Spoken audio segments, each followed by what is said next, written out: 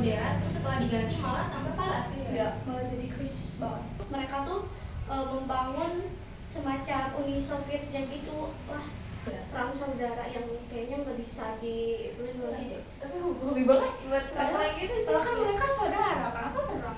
Nanti kayak dampaknya gede banget tuh. Iyalah, nyebar lah kemana-mana gitu ya.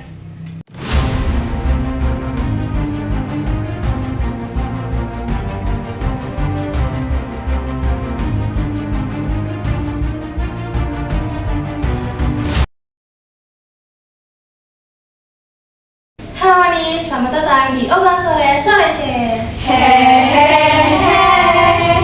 Halo pendengar manis, selamat datang di Obrolan Sore. Jadi di video perdana kita kali ini kita akan membahas dan menggali salah satu peristiwa paling penting dalam sejarah dunia, yaitu revolusi Rusia. Nah tapi kayak rasanya gak afdol gitu kalau misalkan kita nggak kenalan dulu. Nah ada pepatah juga tuh yang mengatakan tak kenal maka tak sayang. Jadi biar bisa saling sayang, kita kenalan dulu dari aku. Halo semuanya, kenalin aku Yesi Cecilia dari kelas Merdeka 11. Dan perkenalkan nama gue Fitri Ramadhani dari 11 Merdeka 11. Kenalin, nama aku Rencana dari kelas 11 Merdeka 11. Kenalin, nama aku Ranisna Fatima ini dari kelas 11 Merdeka 11. Kenalin, nama aku Sucinda Setiani dari kelas 11 M11. Kenalin, nama aku Bilsari Tiara Madina dari kelas 11 Merdeka 11. Kenalin, nama aku Sita Adelia dari kelas 11 Merdeka 11. Nah sekarang udah nih kenalannya, berarti kita bisa saling-saling dong kan ya? Boleh. Jangan terlalu dalam ya, nanti tinggalin. Iya, iya udah. Sakit banget ya? Gila. Itu Pengalaman ya? kayaknya pengalaman semua nih. Iya, mungkin. Kalian boleh follow Instagram kita, nanti aku taruh di description box di bawah, atau Instagram kelas kita ya, biar kalian tahu keseruan kita di kelas tuh kayak gimana aja gitu. Oke deh teman-teman, tanpa berlama-lama lagi, mari kita masuk ke pembahasannya. Nah, tapi sebelum kita masuk ke revolusi Rusianya nih ya, menurut kalian dulu deh, apa sih itu revolusi? Coba deh menurut Aurel, apa sih itu revolusi? Nah, kalau menurut gue sendiri ya, kalau revolusi itu kayak yang mempengaruhi kehidupan seseorang gak sih? Ya contohnya aja dibilang politik sama sosial. Nah, menurut gue kayak Berarti di berbagai aspek itu ya? ya beraspek kehidupan. Oke, lanjut. Kalau menurut aku sih revolusi itu perubahan yang terjadi secara cepat, terus yang mempengaruhi aspek kehidupan. Oh, berarti sama ya kayak Aurel tadi juga gitu. Ya. Coba gimana? Kalau aku sih ya, revolusi itu berubahnya sistem pemerintahan secara terpaksa yang dilakukan dengan kekerasan atau perlawanan. Iya, oke, lanjut. Kalau menurut aku revolusi adalah perubahan secara singkat yang mendorong menuju kemajuan. Oke, lanjut. Menurut aku sih, kalau revolusi itu terjadi ketika banyak orang berkumpul untuk melakukan perubahan besar yang berdampak luas pada kehidupan sehari-hari. Tapi kalau misalkan bukan dilakukan oleh banyak orang, berarti itu bukan termasuk revolusi. Apa termasuk juga? Kalau menurut kamu? Termasuk ya? Kalau menurut aku sih ya, revolusi itu adalah gerakan masyarakat yang mengubah keadaan yang mereka merasa yang tidak adil menjadi kayak merasa adil gitu loh. Oh, berarti biar mereka tuh hidupnya dengan seharusnya gitu ya? Kebangsaan aja. Iya. Oke. Jadi sekarang giliran aku nih. Kalau menurut aku sendiri ya, revolusi itu adalah sebuah perubahan dengan waktu yang singkat namun memberikan dampak yang besar bagi perubahannya itu sendiri. Sekarang kita rangkum nih, berarti revolusi itu adalah suatu perubahan besar dan cepat yang mempengaruhi berbagai aspek kehidupan seperti sosial, politik, serta sistem pemerintahan, yang seringkali dilatar belakangi oleh ketidakpuasan masyarakat terhadap keadaan yang ada dan dapat melibatkan kekerasan atau perlawanan. Hal ini bertujuan untuk menciptakan perubahan yang lebih baik dan adil. Kalau menurut sumber dari Wikipedia ya, revolusi adalah suatu perubahan yang berlangsung secara cepat dan menyangkut dasar-dasar atau pokok kehidupan. Dalam revolusi juga, perubahan terjadi dapat direncanakan atau tanpa direncanakan. Kayak itu tuh bisa terjadi secara nggak sengaja atau disengaja ya. Terus juga revolusi itu bersifat relatif, jadi bisa cepat, bisa lambat. Contohnya kayak revolusi industri yang membutuhkan waktu puluhan tahun, karena mampu mengubah pokok kehidupan masyarakat seperti sistem kekeluargaan dan hubungan antar buruh dan majikan yang telah berlangsung selama ratusan tahun. Nah, sekarang udah paham dong arti revolusi itu apa? Setelah kita tahu definisinya, langsung aja nih kita masuk ke pembahasan utamanya, yaitu revolusi Rusia.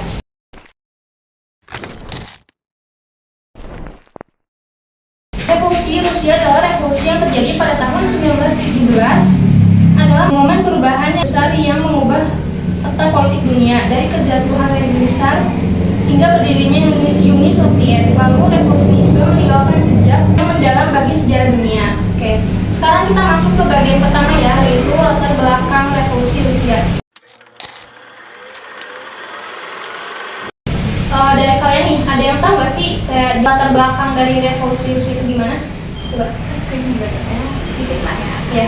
Ya. Yang menurut aku ya, kayak kan kalau misalnya buat memahami revolusi ini kita berarti harus pergi masa lalu ya buat tahu.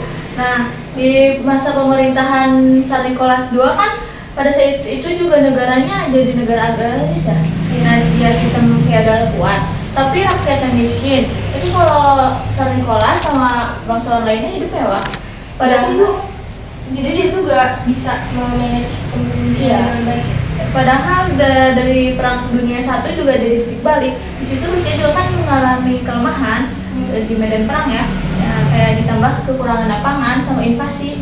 Jadi kayak jadi krisis gitu ya. di sana. Dia kayaknya kurang bisa mengatur Kaisar Nicholas II. Nah, terus juga masyarakat juga kan menuntut perubahan sama Tsar Nicholasnya dengan kekuasaan absolut. Tetapi dia juga mampu mengatasi berbagai krisis yang dihadapi rakyat. Jadi kayak walaupun si rakyat ini miskin, tapi Tsar Nicholas juga ya mungkin bisa ada rasa peduli ya ke rakyatnya. Masih bisa kerja gitu. Aku gitu sih. Anak Terus kan waktu bulan Februari itu 1917 nih, itu tuh kejadian demonstrasi besar-besaran di Petrograd.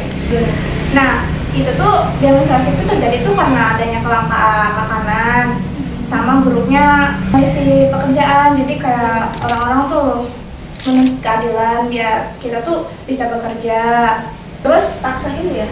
ya kayak para pekerja, tentara, terus masyarakat sipil tuh kan ngelakuin demonstrasi.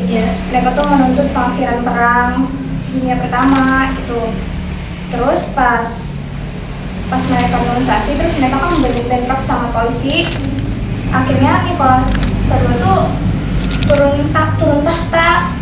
Terus sekarang tuh kekaisarannya berakhir, digantiin sama politisi moderat yang berusaha membawa perubahan, tapi akhirnya malah memperburuk krisis.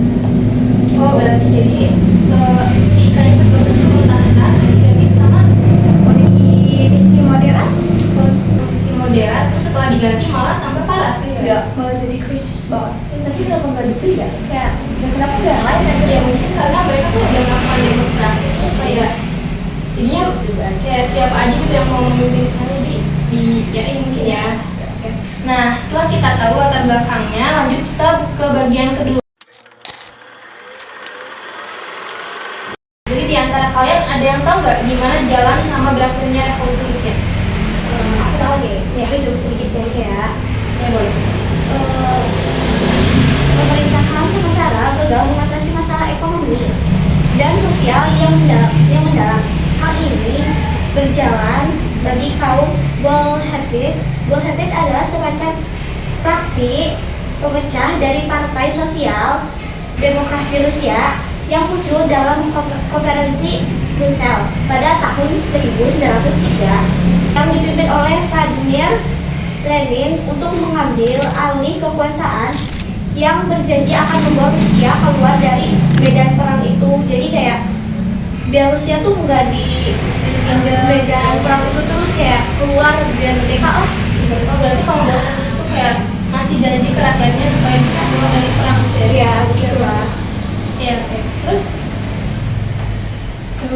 menurut saya pada bulan Oktober 1917 kaum Bolshevik meluncurkan kudeta yang sukses dalam sebuah berontakan yang disebut Revolusi Oktober. Dalam waktu singkat, mereka menguasai order, menggulingkan dan memerintahkan sementara. Terus setelah kekuasaan kaum Bolshevik setelah menarik Rusia dari Perang Dunia dengan mendatangi perjanjian. Perjanjian adalah damai yang ditandatangani pada 3 Maret 1918 antara Rusia dan Kekaisaran Jerman yang mengakhiri keterlibatan Rusia dalam Perang Dunia. Oh, oke, berarti setelah adanya penandatanganan perjanjian Brest-Litovsk, berarti si Rusia itu keluar dari Perang Dunia I. Oh ya, ada juga nih yang mau aku tambahin. Jadi dari perjanjian itu Rusia setuju untuk menyerahkan wilayah besar di Eropa Timur seperti Kaukasus, termasuk Polandia, Ukraina, dan negara-negara Baltik kepada Jerman. Nah, meski perjanjian ini kontroversial, perjanjian ini juga memungkinkan kaum Bolshevik untuk fokus membangun kekuasaan di dalam negeri. Nah, tapi gara-gara perjanjian ini juga mengakibatkan Rusia kehilangan banyak wilayah, sumber daya alam, dan populasinya itu jadi berkurang gitu gara-gara hal itu. Tadi kan sempat disebutin ya, dengan Papua itu kan ada terjadi sesuatu. Nah, setelah terjadi sesuatu itu gimana ke kondisi di Rusia? Itu benar deh, tapi lah yang pernah diambil kekuasaan kan balik lagi ya ke Rusia itu sendiri. Kayaknya enggak deh, soalnya kan tadi si wilayahnya itu udah diserahin ke Jerman, jadi mungkin udah diambil alih Jerman gitu. Iya, berarti udah alih ke Rusia lagi. Jadi nih pas Revolusi Oktober itu setelah mengalami perang saudara antara kaum Bolshevik dan Tentara Merah dan lawan mereka, yaitu kaum anti-komunis dan kaum arsikorat dan bekas pendukung kekaisaran yang bergabung dalam tim putih. Perang saudara ini sangat brutal dan menewaskan jutaan orang, baik karena pertempuran, kelaparan maupun penyakit.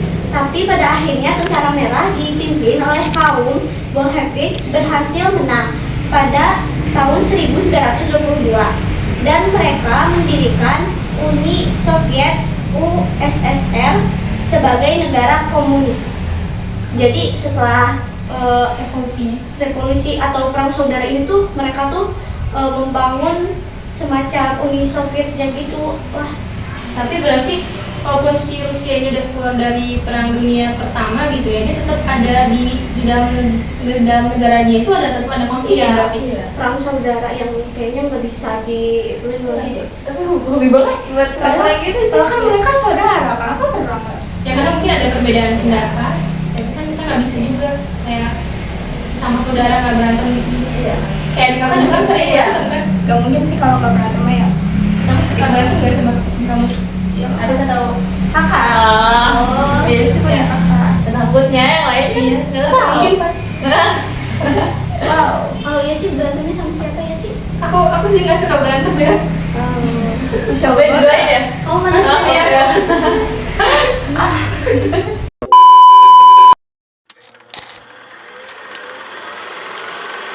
Menurut kalian nih dampak dan pengaruhnya terhadap dunia internasional tuh gimana sih? Coba kalau menurut Fisya deh, dari tadi Fisya belum mengungkapkan pendapatnya. Ya.